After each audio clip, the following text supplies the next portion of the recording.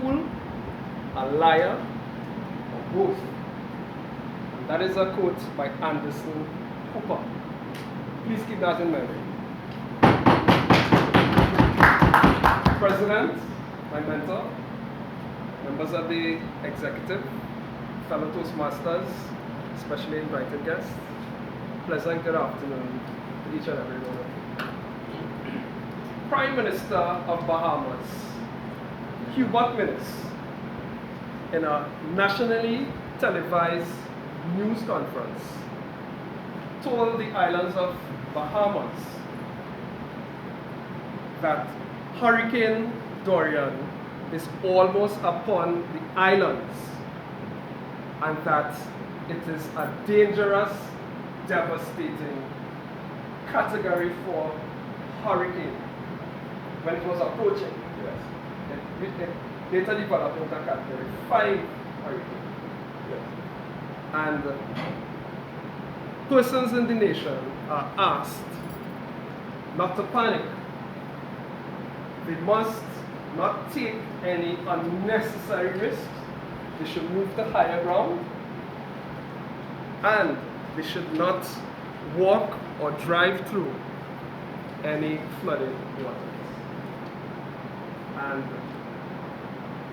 the grandparents of little Katrina lived in a coastal town, and they heard the news conference of the Prime Minister and his warnings, but they did not take heed because they had a very sturdy house, and previously they experienced hurricanes in that same house and nothing happened to them. So they felt confident that they could actually withstand the Dorian hurricane at this time.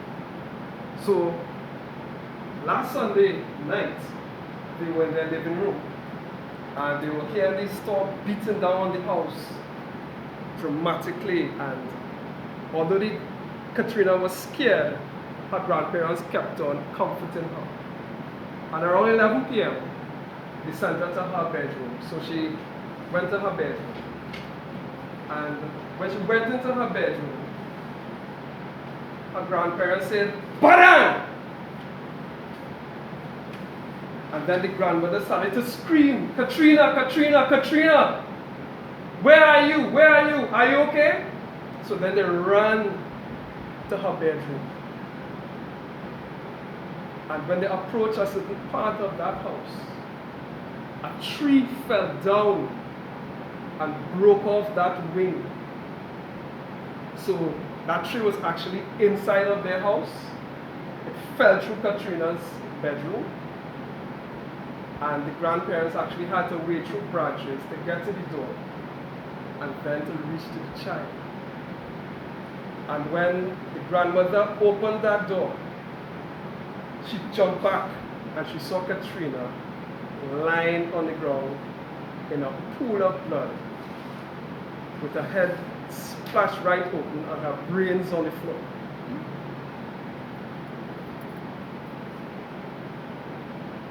Can you imagine the feeling of that grandmother at that point in time? What would have been your thoughts if you were in that situation? Can you imagine? On Wednesday morning, the Bahamas was, all the houses in Bahamas were looking as though they were passed through a blender. Can you imagine that?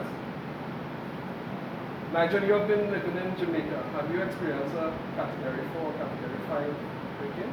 Never. Never? Never. Anybody else? This was that? This was that? Never? So in Trinidad and Tobago, in 2018, we experienced a Mickey Mouse intertropical convergence. I have to call it a Mickey Mouse tropical condition, ITCs. And the ODPM reported that there was flooding in East Trinidad, specifically Greenville, which was like a river, a Big Pond, Parksville, Las Lomas, St. Helena, even City Gate. Bandits were in their rowboats and the navy boats just going around, trying to see who they get around.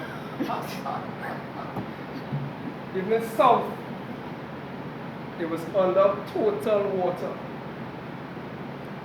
And we just kept on getting these reports that Trinidad and Tobago is flooded. Can you imagine if Trinidad was hit with a Category 4 hurricane? Can you imagine what would happen?